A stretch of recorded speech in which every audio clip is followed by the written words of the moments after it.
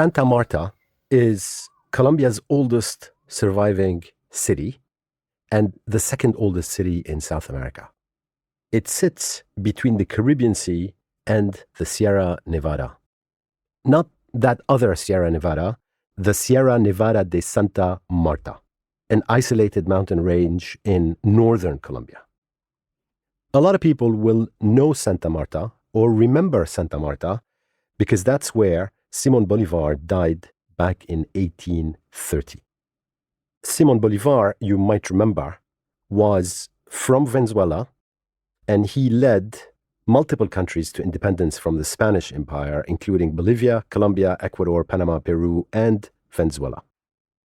And I'm hoping that a lot of the bullshit in climate talks around the annual COPs will also have died in Santa Marta. And I'm going to take you through why that's what I think a bit later in this episode. Because a very interesting climate meet, hardly covered really, and that most people have never heard anything about, was in my view potentially extremely consequential. And it took place last month in April 2026. And I'm just going to come out and say it. I just feel that the collective gaslighting from the global energy establishment right this second has become really just unhinged. And so I'm going to try and provide a space which is instead for just raw truth and facts. And to give you some background about where I'm coming from, look at what we've been doing for the last 30 years, which I have discussed in previous episodes of this podcast as well as in my book. We, the people who actually wanted to protect a livable planet, got trapped inside a top-down United Nations Convention of the Parties annual climate talks illusion. For 30 years, we sat quietly in air-conditioned convention centers waiting for 200 countries to find consensus. I mean, whoever even came up with that concept that nothing could be done except via a consensus between 200 countries. And that basically gave a veto to the Americans, the Saudis, the Russians, to corporate oil lobbies, you name it. And it's a bad joke, and it's still a bad joke, and it's going to continue, I think, for a while. Would you believe that it took 30 years of diplomatic crap, really, just to get those climate talks to write down the words transitioning away from fossil fuels? 30 years. They just couldn't come out and say it. And I took you back in episode 92 through how we're drowning, really, in a synthetic nightmare, for example, as a result. We go through 60 kilos of plastic every single year, on average, per person, across the entire world. And that's a 6 or 7-fold explosion in the last couple of decades. That plastic is floating in the air that we breathe. It's settling deep in our lungs. It's running through our bloodstreams. Its health impact is really not very well studied. And of course, its health impact is encouraged to be less studied. So when you look back at the UN framework for getting to a solution to climate change via these annual meetings called COPs, it's like trying to write a massive global health treaty to stop a plastic crisis that's messing up our hormones, showing up inside unborn babies, poisoning our cells, but at the same time, while banning completely anyone from actually saying the word plastic. That's exactly what we're doing in the climate talks, trying to cure a systemic disease while making it quasi-illegal to name the toxic material causing it. It's insane. Now, on a more optimistic note, I hope and I think that maybe in late April, the gridlock finally broke. Maybe. I mean, we have to have hope, don't we? Maybe climate action flipped from a compromised top-down lecture into a bottom-up rebellion, because that's how I read the Santa Marta climate talks. And what happened there was that over 50 countries basically said enough and cut out the UN theater, that's probably the right word, entirely. They didn't ask Washington or Moscow or Riyadh for permission. These countries packed their bags and met up for the first ever international conference on transitioning away from fossil fuels as a coalition of the willing, so to speak. And they actually started work on what we should have been doing for 30 years, which is mapping out how to literally dismantle the fossil fuel empire from the ground up. Welcome to episode 102 of the Angry Clean Energy Guy podcast with me, Asad Razouk. I am so happy you're here. Thank you.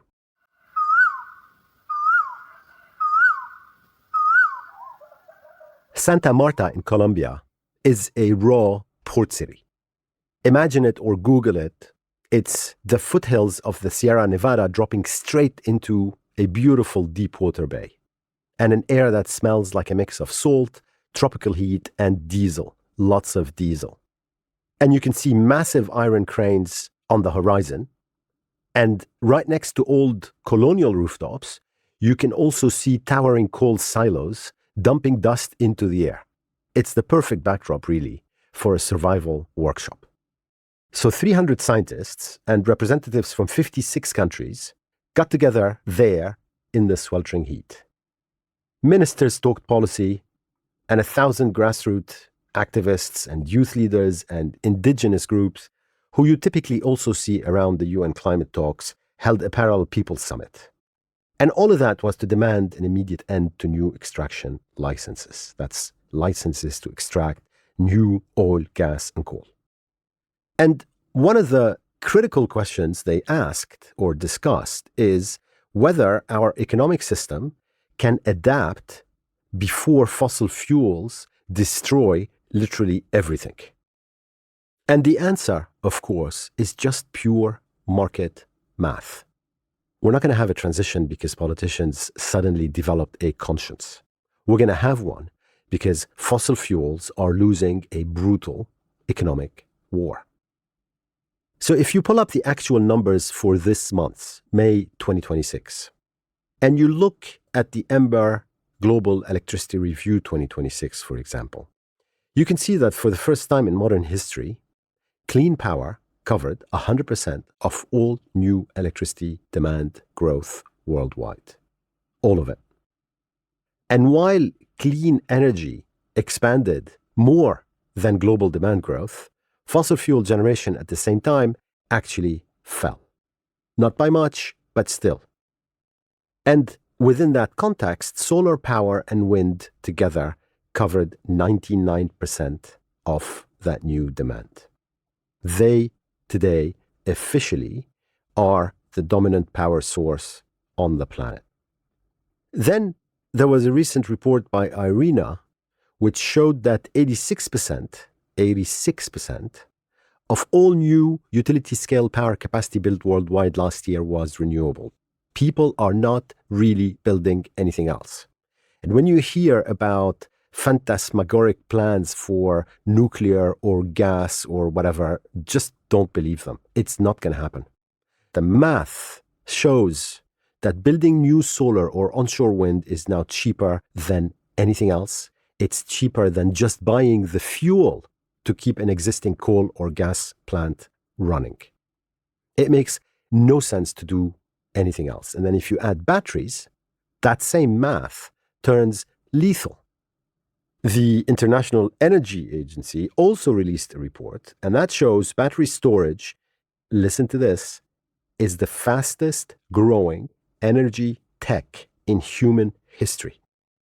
The fastest growing energy tech in human history is boring batteries. Obviously, battery costs keep plummeting. And as a result, what happened is that 110 gigawatts of new storage showed up on the grid last year. And that, to put it in context, completely outbuilt gas capacity at its historical peak. And the story is the same even in the United States. Renewables in the US beat natural gas to become the country's largest electricity source for the first time ever, and despite everything that politicians are doing to irrationally, crazily stop that renewables growth.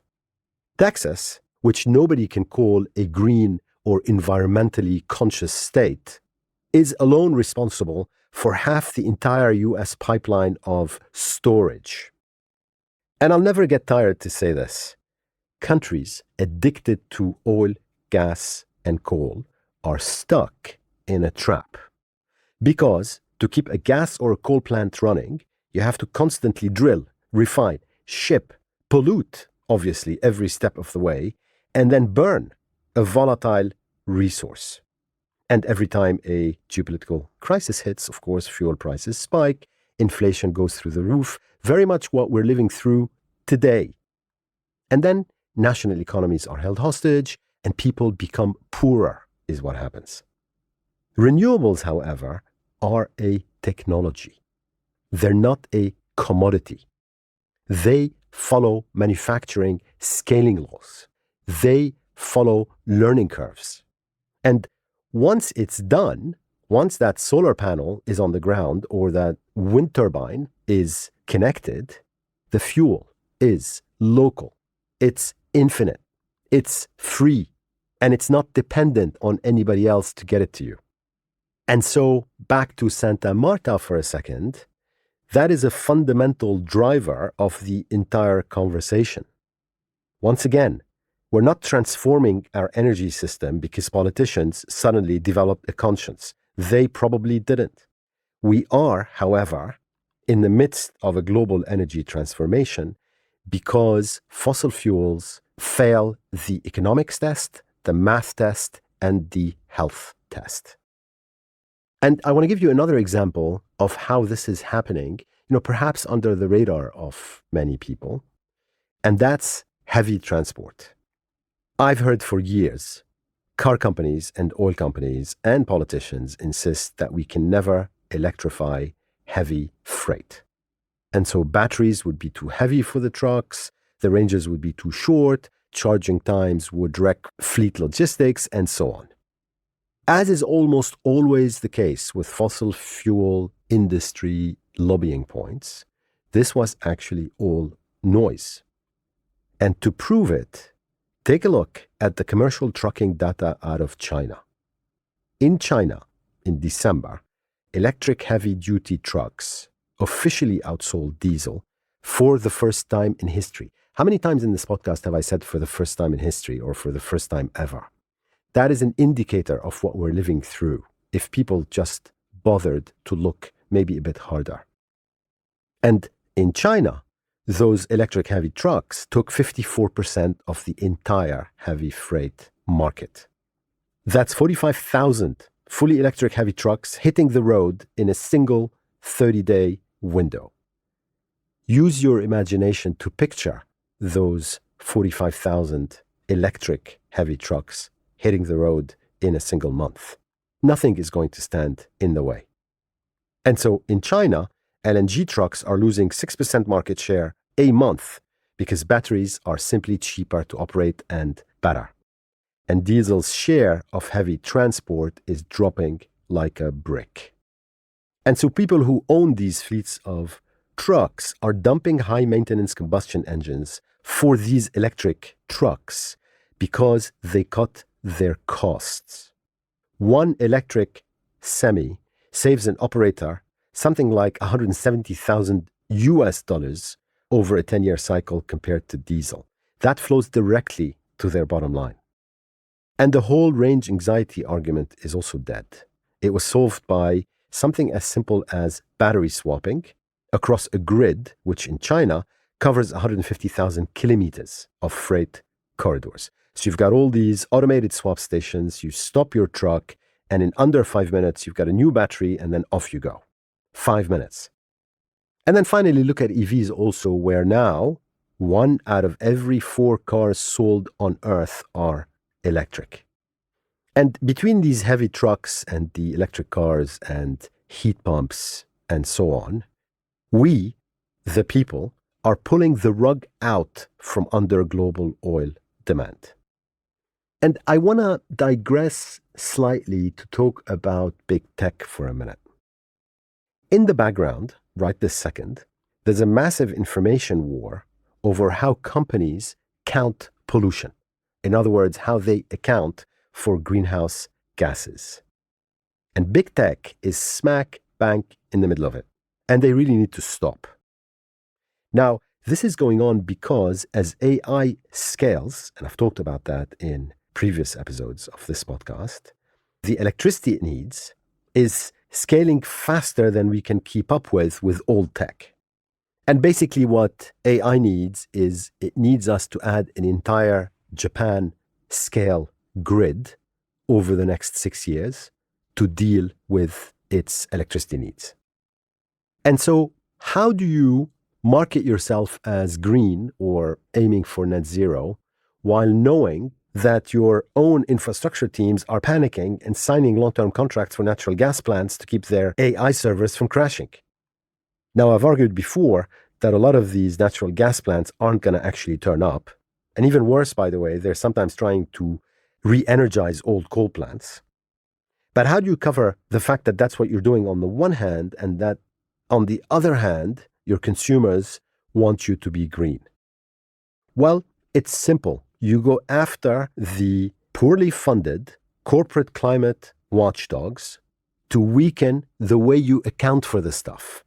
So effectively, you go into a lobbying frenzy to weaken voluntary organizations that provide integrity to the way companies account for pollution, and you bully them to change the rules. This stuff is not very complicated. If a data center claims it's running on clean energy, then all it has to do is match its consumption of electricity on an hourly local basis, right? So if the data center is sucking power at 3 o'clock in the morning, it should be able to show that a regional clean energy asset, in this case most likely a battery associated with a solar or a wind power plant, is putting the electron onto the grid at that exact hour. And that's not very difficult to do. But if you want to cheat, what you do is you bully these voluntary decision-making bodies, and their names, if you want to check them out, are SBTI and the Greenhouse Gas Protocol. So you bully them to make hourly matching optional and to let companies keep buying cheap, unbundled annual renewable energy certificates. And renewable energy certificates are just a piece of paper representing a kilowatt hour or a megawatt hour of renewable energy that was produced somewhere.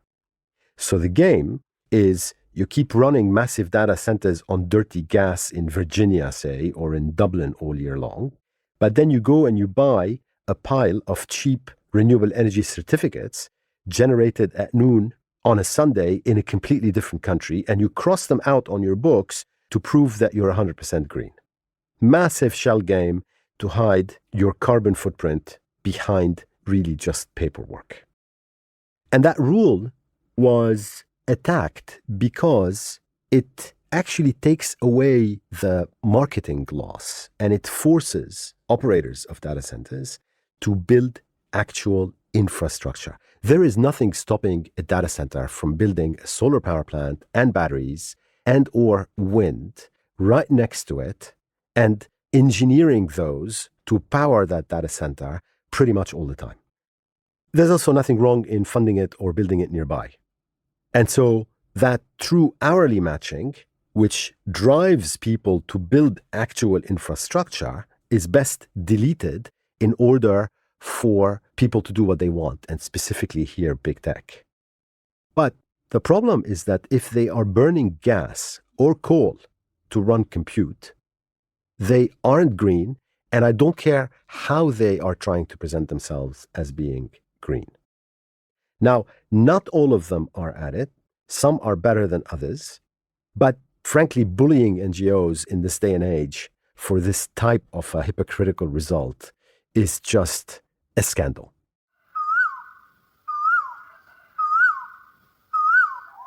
And so let me try and bring this all back to Santa Marta in Colombia. Everything I've just told you is pretty much what the scientific community laid out in their own words, and maybe not just focusing on these things, in Santa Marta. And they formed a new scientific panel for the global energy transition, which, by the way, I would have preferred if they had called it the global energy transformation, but so be it. And so that new scientific panel for the global energy transition issued recommendations that basically completely take away the diplomatic double talk of the UN climate talks. Why? Because the science is extremely clear. We have comfortably crossed 1.5 degrees of warming over the pre-industrial age, and most likely, in my view, 100%, 2 degrees over the pre-industrial age. And so we're starting to hit irreversible feedback loops. We have to stop exploiting the existing oil and gas contracts already signed, let alone sign new ones. And based on what those scientists say, to stay under 2 degrees of warming, we have to literally tear up half the existing and, of course, legally binding oil and gas contracts already signed. No time left for handovers. No time left for individual national timelines. You can see why 50 plus countries got together in Santa Marta and tried or are trying to take matters into their own hands. We've got to build the new system and we've got to dismantle the old system at the exact same time. And Santa Marta was about proving that there's a bottom-up shift that has already begun. That countries are stepping out of the consensus trap, which guarantees that nobody does anything. That countries are writing their own rules. France is a good example. Well, first, they showed up in Santa Marta, and second, they published a national blueprint outlawing coal by 2030, outlawing oil by 2045, and outlawing gas by 2050. Other countries announced and published similar roadmaps to leapfrog basically their economies into full electrification. And that's an opportunity which is particularly open to the global south, which can do that probably much easier than countries where the fossil fuel lobbies are all over every institution of the state. And nobody's waiting around for the next corporate-sponsored COP. The countries at Santa Marta already scheduled an implementation summit to follow this one. It's going to be held next year, and it's co-hosted by Ireland and Tuvalu, where it will be held. And that's the way to do it.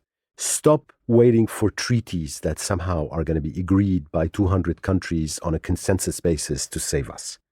Stop buying into the scam, which is annual carbon certificates.